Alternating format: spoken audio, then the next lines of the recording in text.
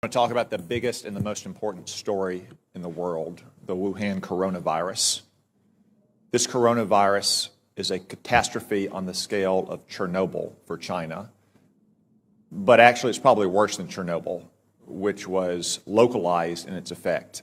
The coronavirus could result in a global pandemic. While you were all sleeping overnight, the number of diagnosed cases in China increased by 30%. Now, let me be clear, that's not new cases, that is just newly admitted cases. It is probably several orders of magnitude higher than that. Also, while you were sleeping, China now has its entire border with Russia closed. 2,600 miles, Russia has closed that border. El Al has shut down travel between Israel and China. Air France has shut down travel between China and France. And that's in addition to all the other countries that have already shut down travel. From what we know so far, and there's still many unknowns, this virus could have both a long incubation period, as much as 14 days, and individuals could be contagious while asymptomatic, which was not the case with SARS in 2003.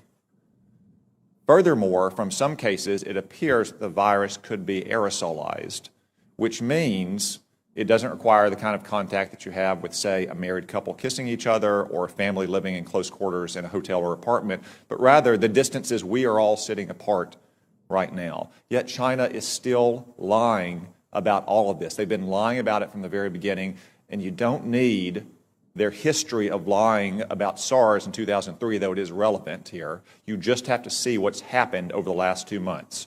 We now know that the first case manifested no later than December 1, even though China didn't reveal it to the WHO until a month later on December 31st, when they continued to hide it from their own citizens. And they continued to say that it had been contained inside Wuhan.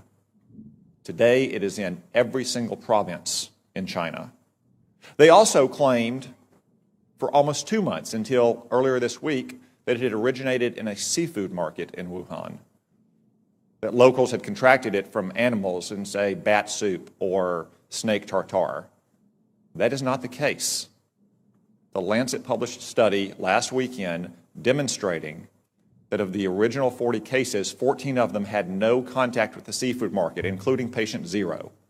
As one epidemiologist said, that virus went into the seafood market before it came out of the seafood market. We still don't know where it originated. Could have been another seafood market. Could have been a farm. Could have been a food processing company. I would note that Wuhan also has China's only biosafety level 4 super laboratory that works with the world's most deadly pathogens, to include, yes, coronavirus. Now, look at China's own actions. They have quarantined 60 million people, 60 million, more than the entire population of our West Coast. They've shut down schools indefinitely. Classes canceled nationwide indefinitely. Hong Kong, a part of China, has basically shut down all travel from the mainland.